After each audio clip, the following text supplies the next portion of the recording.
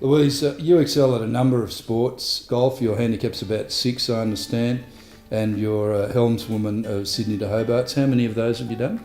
I've done 11 now. 11 Sydney to Hobarts. You obviously have a great aptitude for sport. By the end of the heli skiing week in the Buggaboos that I did with you, you were also the best skier in our group. What originally attracted you to go heli skiing, to book for heli skiing in Canada 2 years ago when you made your first foray into it? What was it that really attracted you to it? Well, I thought you convinced me to go. I had other friends who'd done it and they said it was one of those things that you should do if you could ski. You should do yourself a favour and spend a large amount of money and go and do heli skiing. And I thought it would be a great challenge.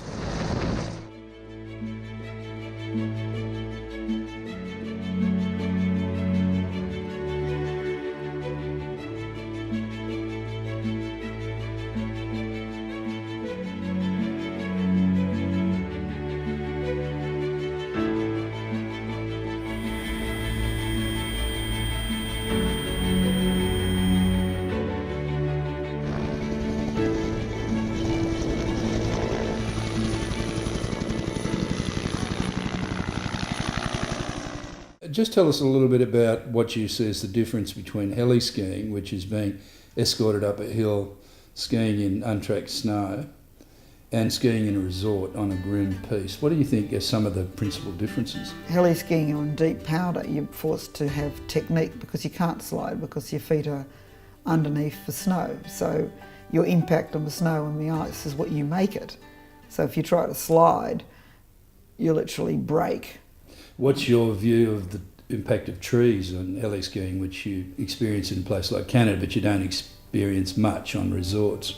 Some resorts do have trees if you want to ski off the piste, and trees are great when it's windy. So Visibility is low. And visibility is low. The fog doesn't hang around them. So. But do you find that adds to the challenge? Does it make it a more enjoyable experience? I find it helps because it means you've got to turn. You don't have to think about when you're going. The classic heli skiing photo of a person coming off the top of a ridge with a completely untracked snow and doing the S's down the snow and maybe having two people doing it together. That classic heli skiing photo. That's fantastic, and it's a really lovely sensation, and particularly if there's new snow and it's flying up. But I actually quite like turning around the trees almost better. It's a more of a, I suppose, a mental challenge. You need some space so you can down your skiing. Yeah. One of the things I've noticed and was commented about by the guides when we were skiing in Canada was you have a lot of balance and poise, and they think one of your great attributes for heli skiing is balance. Do you feel that that's a quality you have? Well, I think it's a quality. I think I worked on it. I definitely did work on getting balance.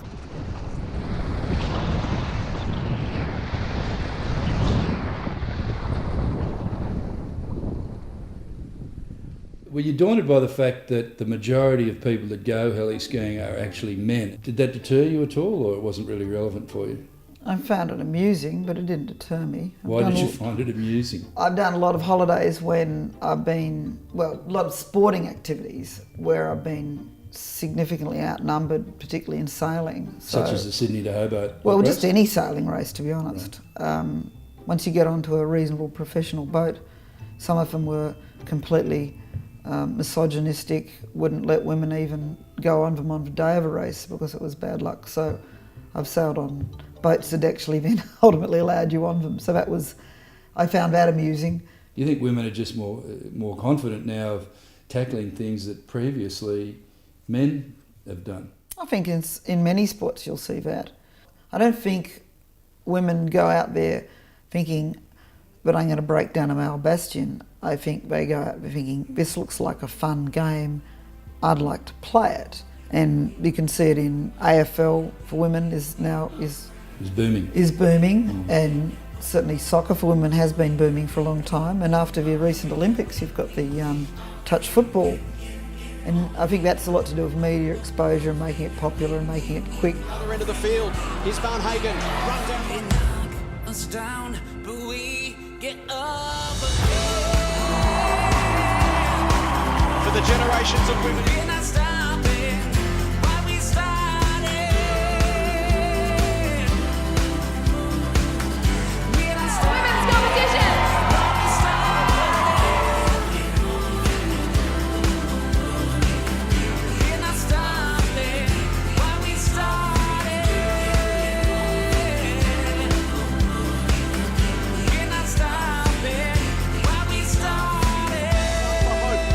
turn Clifford around. Left foot snap from Hope. Bounces goalwards and bounces through. At the end of the week in the Bugaboos at the CMH Lodge, your bar bill was $386 and mine was $14. What do you think that says about you and I? Well, it says that you never shouted anyone a drink. I shouted you a drink. I think my You shouted $14. me one drink. Well, that was probably half my $14. Exactly. And I shouted you at least one drink and some other people drinks. Right. I just thought it was very interesting, the figures. That would have been don't the only bill of anyone under $100. You. It would be the only one. I'm surprised they bothered making you pay. So I gather you'll never go skiing with me again. I'm That's too got nothing to boring. do with it. I had plenty of drinks.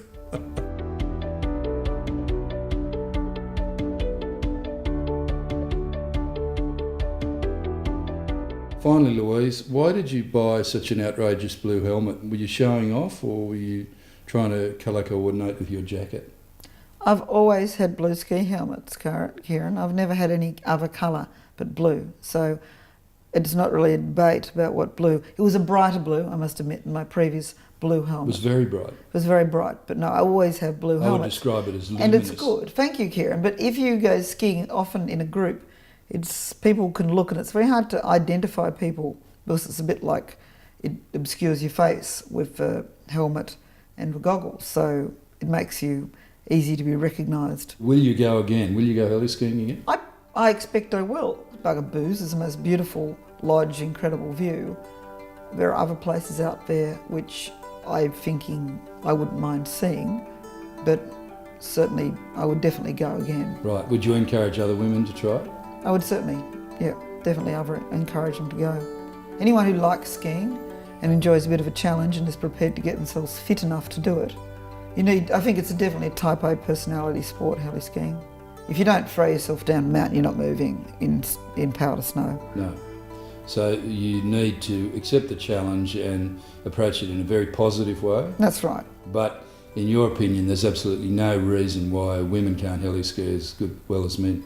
No, the ones who don't want to go think they won't be fast enough or good enough to do it. And in some respect, I'd say they shouldn't try it because all they'll do is be disappointed. Right. So you've got to approach it with a positive attitude. Oh, definitely. Yeah. Okay. Thank you. Thank you, Kieran.